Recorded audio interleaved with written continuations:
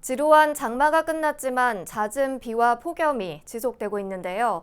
이처럼 고온 다습한 날씨에는 식생활에 더욱 신경을 써야 합니다. 여전히 음식이 상하기 쉬운 만큼 식중독이나 수인성 감염병을 조심해야 하는데요. 특히 채소는 깨끗이 씻고 과일은 가급적 껍질을 벗겨 먹는 게 좋다고 합니다. 김호준 기자가 보도합니다. 식중독은 기온 습도가 모두 높은 무더위에 발생하기 쉽습니다. 여름이 지나갔어도 요즘 같은 늦여름 폭염에 철저한 음식물 관리가 필요한 이유입니다. 그때 철은 여름이 아닌데도 그러니까 토사광난 그런 거였지. 예, 생선 같은 것도 그냥 사서 그냥 웬만하면은 그냥 금방 먹고 냉동에 오래 두지 않고.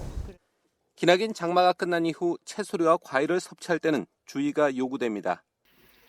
채소는 흐르는 물에 충분히 씻고 과일은 가급적 껍질을 벗겨 먹는 게 좋습니다.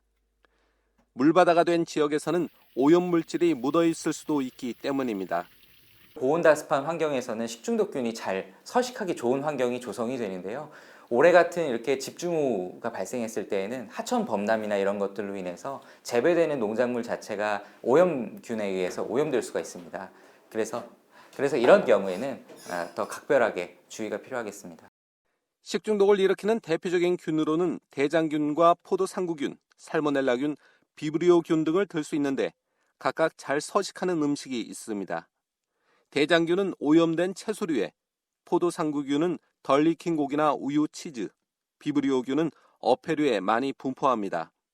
오염된 물에 사는 살모넬라균은 비위생적인 달걀 껍데기에도 많습니다.